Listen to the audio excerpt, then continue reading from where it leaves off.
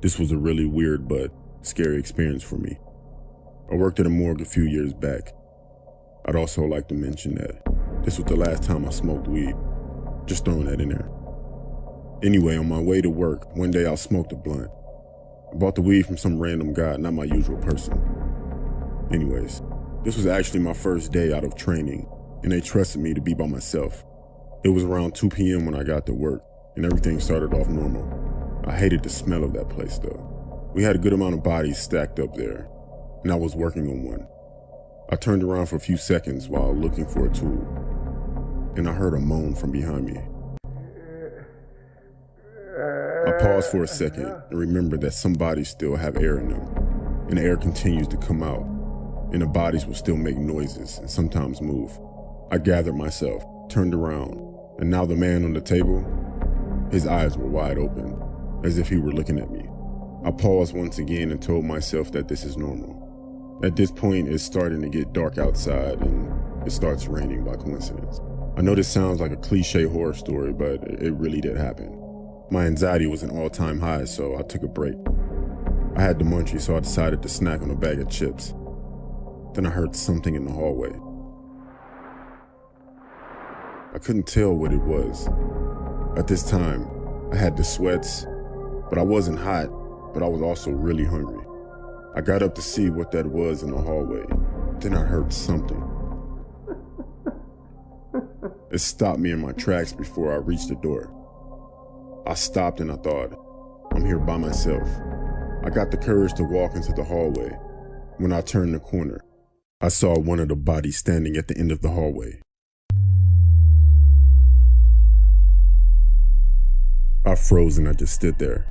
This felt like a scary movie, but at this point I would be yelling for the person to run, but I couldn't move. I thought to myself, am I tripping right now? The body started walking toward me and I backed up. I rubbed my eyes for a few seconds, then I looked back down the hallway and the guy was gone. Again, I stood there for a few more seconds. Out of nowhere, every door in the building opened with force, and at the same time, that laugh again. I ran out of there so fast and called my boss. He laughed at me and came in while I sat in my car. He checked the building and everything seemed normal. I quit right there on the spot. I don't know. Maybe I was blazed, but the fear I felt was real. I know I haven't smoked since then, or ever worked with dead bodies.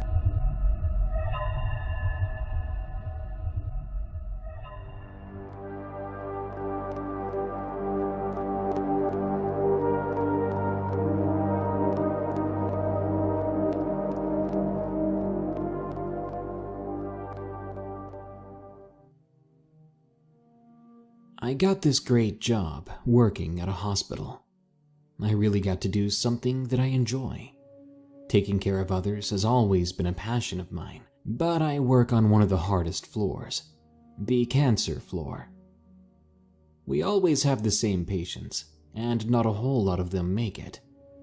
This makes my job hard in a lot of ways. You could probably guess that I've seen my fair share of death since I started here. Anyway, I work the night shift, and at night it can be a little creepy when you have to go to the morgue. One night, me and a coworker were taking someone down to the morgue. Now, let me explain. Our morgue is a little freezer box that is in the basement, and it smells horrible. Plus, it has a ramp to get into it. So she and I wheel the body down there, and we push it up the ramp. And then we begin to argue over who is going to push the body inside. Of course, I lose, so I swing the freezer door open, and I push in the body. Then I slam the door shut. We start to fill out our paperwork. When we both look up at each other, she says to me, "Did you hear that?" I said, "I think so." We both turn and look at the door.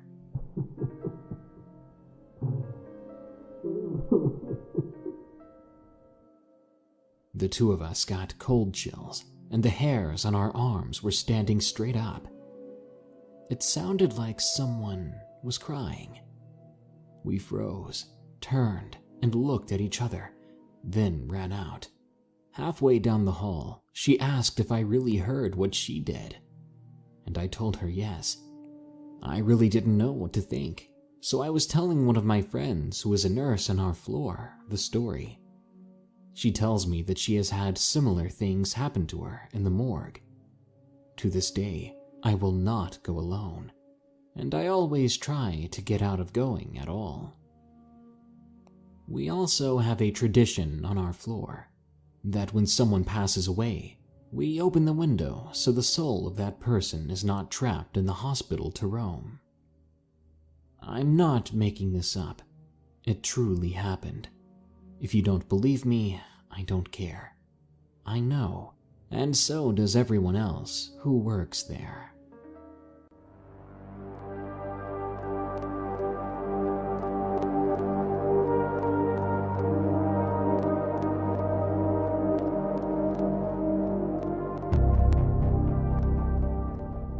This story took place about 3 years ago. I started my new job working at a morgue that was about 3 miles into the countryside. For the first week, everything went fine. I got shown around the building, how everything works, and I understood my job. That was until I met the guy who used to deliver the bodies to the morgue. His name was Kenny. I first met him on the elevator. We shook hands and he made an inappropriate joke. He also stunk of smoke, had long greasy hair, bad yellow teeth, and a faded, poorly drawn tattoo of a snake on his forearm. My first thought that he was just weird. I figured I would only see him from time to time when he delivered the bodies. That wasn't the case, however, as he would come up into the building and talk to the staff. Apparently he had worked there for years and knew everybody.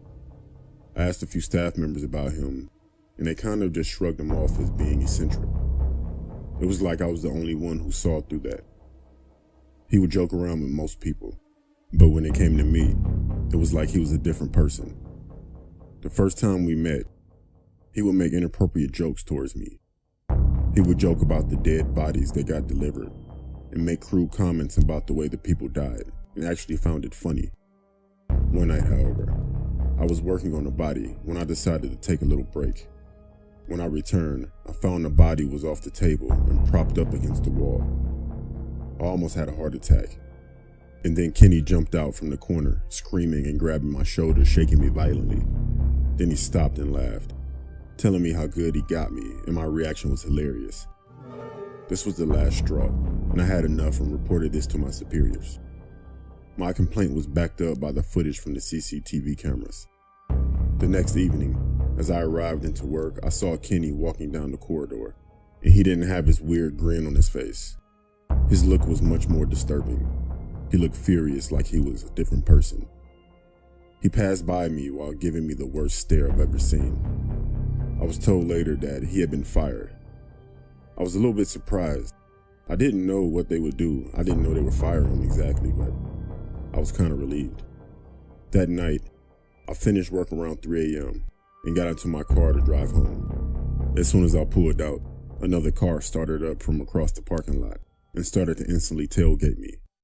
Like I said, the building was located in the country, so there were no other cars on the road. At first, I didn't know who this was. I pulled over to see if the car would keep going, but as soon as I pulled over, the car slammed on its brakes. That was when Kenny came running out of his car and over to mine, yanking on the door handle as hard as he could, while banging on the window screaming for me to get out of the car. I thought he was going to rip the door off and kill me. I quickly started my car back up and drove off as fast as I could. I saw Kenny get into his car. For some reason, he didn't chase me. I'm not sure if his car wouldn't start or he just decided not to pursue me. Either way, I was relieved. I later informed my superior of what happened. I didn't find out what happened, whether the police were involved or what, but I never saw Kenny again after that. Thinking what might have happened if somehow Kenny did manage to open my door keeps me awake at night.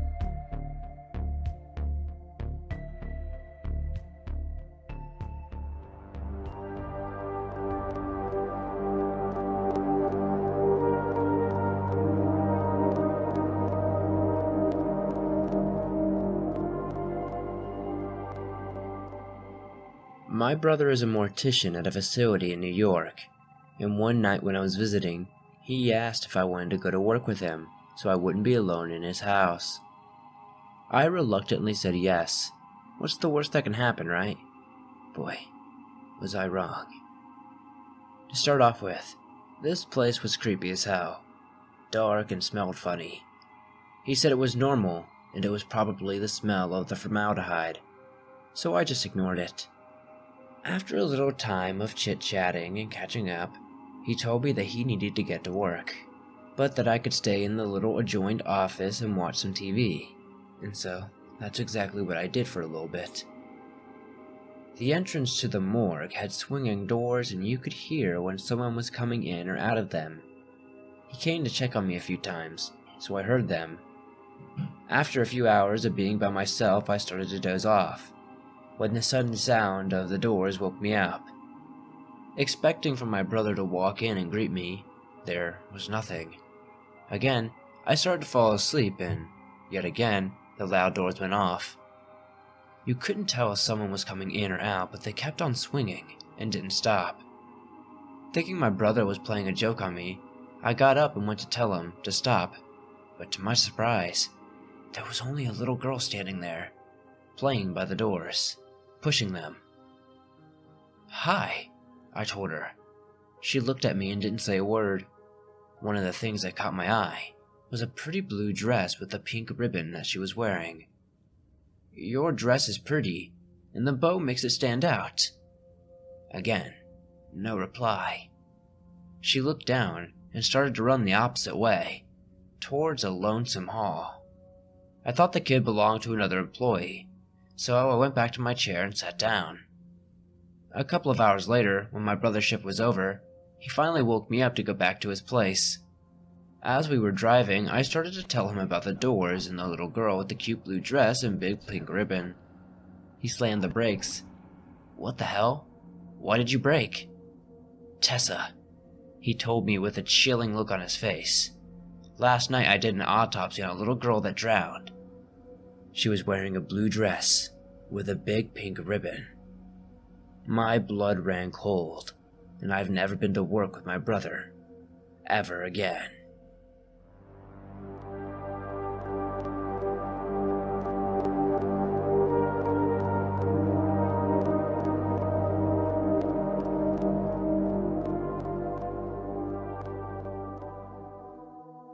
My name is Cody. I'm 27 years old and the story happened 7 months ago. I'm a medical student and a friend of my dad managed to get me a job working at a morgue. I thought it was a great opportunity as I was taking a gap year from my university and could use the learning experience and earn some money. When I told my friends about the new job, they all joked around saying morgues are haunted and all that kind of stuff. I didn't believe in the paranormal at all. That was until I experienced something at the morgue one night. We had a body delivered around 1 a.m. As usual, I started working on analyzing and writing up my reports, when I heard a noise come from the other room. It wasn't my colleague, as he called in sick. The other people in the building were security, and they were downstairs. I let it go and I carried on with what I was doing. Less than 2 minutes later, I heard the same thing. I went to check it out and saw that there were 2 saucepans on the floor. The thing was, they were perfectly next to each other. I have no idea how they fell down, but the way they were next to each other was just too perfect.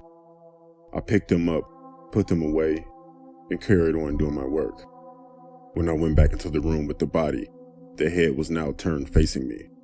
This honestly really scared me, knowing you're practically alone in the building and the dead body is staring at you really gave me chills. I turned the head back to how it was. About 10 minutes go by when I start hearing something from the other room again. It sounds like a dragging noise. At this point, I thought someone was playing a joke on me. When I went into the room, I saw nothing there. But I did notice one thing. One of the pans that I had picked up earlier was back on the floor, and I thought to myself, how is this possible? There was no way that I didn't pick them up. I decided to leave and get my work done. I was distracted at this point. I figured I'd take a break and make some coffee and eat some snacks. Just as I was leaving the room, the door slammed closed, the lights went out, and the room was very cold. I grabbed the door handle and started pulling as hard as I could. What I heard next made my blood run cold. I started to hear some kind of deep, slow growling. It was coming from where the body was. I was honestly petrified. I was banging on the door, screaming for someone to open it. One of the security guards opened the door and asked me what was going on and why I was screaming. I remember I couldn't get out the words, but I was petrified. I said I wasn't feeling well and went home. I didn't go back and I quit the next day. I know whatever happened in that room wasn't human, but it was real. I didn't want me to be in there.